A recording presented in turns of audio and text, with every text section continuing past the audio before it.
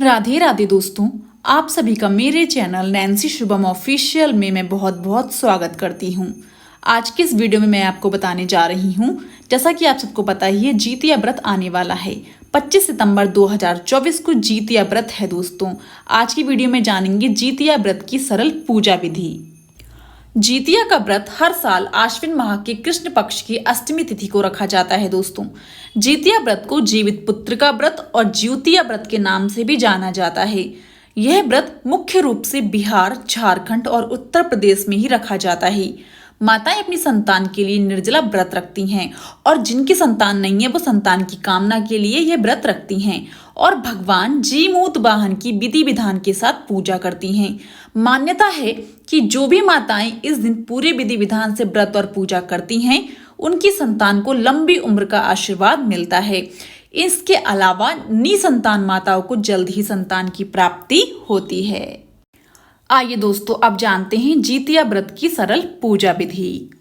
जितिया व्रत के दिन सुबह उठकर स्नान आदि कार्य करने के बाद सूर्य देव की पूजा करें। इसके बाद घर के मंदिर में एक चौकी रखें, उस पर लाल रंग का कपड़ा बिछाएं। उसके बाद कपड़े के ऊपर थाली रखें।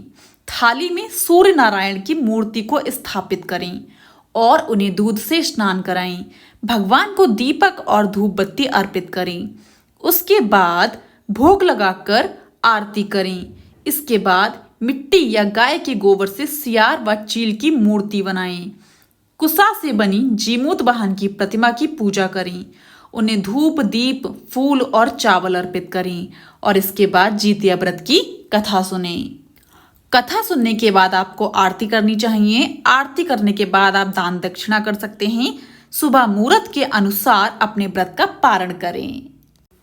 आइए दोस्तों, अब सुनते हैं जितिया व्रत की पौराणिक कथा कहानी। एक समय की बात है, किसी वन में एक चील तथा सियारिन रहती थी। चील तथा सियारिन में गहरी मित्रता थी। चील तथा सियारिन दोनों हर काम को मिल बांट के करती और प्रेम भाव से रहती थी। एक बार कुछ महिलाएं जंगल में आईं और वे किसी जीवित पुत्र का व्रत की आपस में बात कर रही थीं। यह सब देख चील के मन में जिज्ञासा जगी।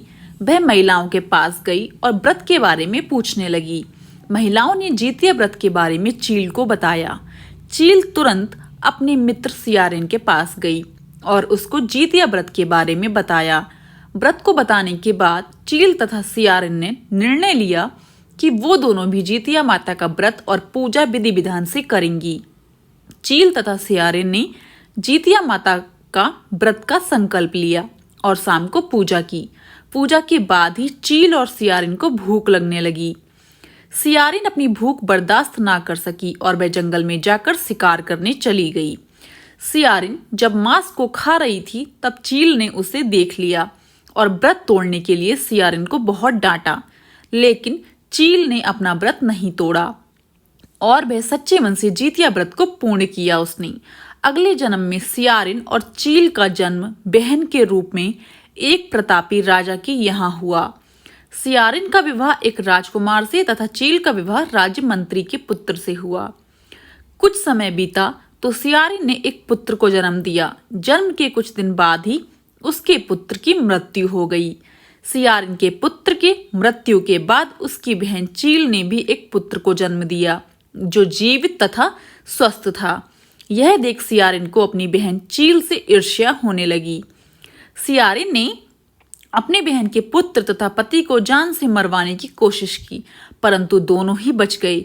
एक दिन देवी माँ सियारिन के स्वप्न में आई और उन्होंने सियारिन से कहा, यह तुम्हारे पूर्व जन्म के कर्म का फल है। अगर तुम इसे ठीक करना चाहती हो तो माँ जितिया की व्रत और उपासना करो।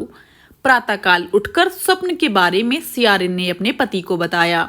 सियारिन के पति ने यह सुन सियारिन को व्रत करने की अनुमति दे दी और उसकी बहन चील से माफी मांगने को बोला। इसके बाद सियारिन अपने बहन चील के घर गई और उससे अपनी गलतियों की माफी मांगी। सियारिन को उसकी गलतियों पर पछतावा देखकर चील ने उसे माफ कर दिया। अगले साल जितिया का व्रत पड़ा। यह व्रत सियारिन और उसकी बहन चील दोनों ने एक साथ रखा। माता जितिया सियारिन के व्रत से प्रसन्न हुई और उसको पुत्र प्राप्ति का आशीर्वाद दिया। कुछ दिनों बाद ही सियारिन ने एक सुंदर बालक को जन्म दिया। अब दोनों बहन प्रेम भाव से खुशी खुशी रहने लगी। यहीं पर कथा समाप्त होती है जितिया व्रत की। आइए दोस्तों, अब जानते हैं जितिया व्रत पारण का समय क्या होगा। जितिया व्रत का पारण तीसरे दिन किया जाता है। अष्टमी तिथि पर सुबह स्नान करने के बाद सूर्य देव को जल अर्पित करें। पारण के दौरान रागी की रोटी, तोरई, नोनी का साग और चावल का सेवन करने की परंपरा है। 26 सितंबर गुरुवार को जितिया व्रत का पारण किया जाएगा। व्रत पारण के लिए शुभ समय होगा सुबह के 4:35 से लेकर सुबह के 5:23 तक रहेगा यह टाइम जितिया व्रत के पारण का। इस समय के बीच आप अपना व्रत खोल सकते हैं। आइए अब जानते हैं जितिया व्रत का महत्व क्या है। जितिया का व्रत हिंदू धर्म में संतान की लंबी उम्र और उसकी मंगल कामना के लिए किया जाता है। माना जाता है कि इस व्रत को जो भी मां करती है उनकी संतान को लंबी उम्र और जीवन भर किसी भी दुख और तकलीफ से सुरक्षा मिलती है। जो कोई भी महिला इस व्रत की कथा सुनती हैं उसे कभी भी अपनी संतान के वियोग का सामना नहीं करना पड़ता है। इसके अलावा घर में हमेशा सुख शांति बनी रहती है। आइए दोस्तों, अब जानते हैं जितिया व्रत में हमें किन किन नियमों का पालन करना चाहिए।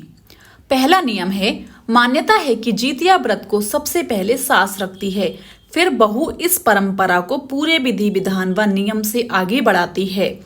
कहा जाता है कि अगर जितिया एक बार रखने के बाद इसे बीच में छोड़ा नहीं जाता है दोस्तों। दूसरा नियम है, जितिया व्रत 3 दिनों तक चलता है। इस पर्व की शुरुआत नहाय खाए से होती है। व्रत के नियमानुसार नहाए खाए वाले दिन व्रती महिलाएं स्नान करने के बाद सात्विक भोजन दिन में सिर्फ एक बार ही करती हैं।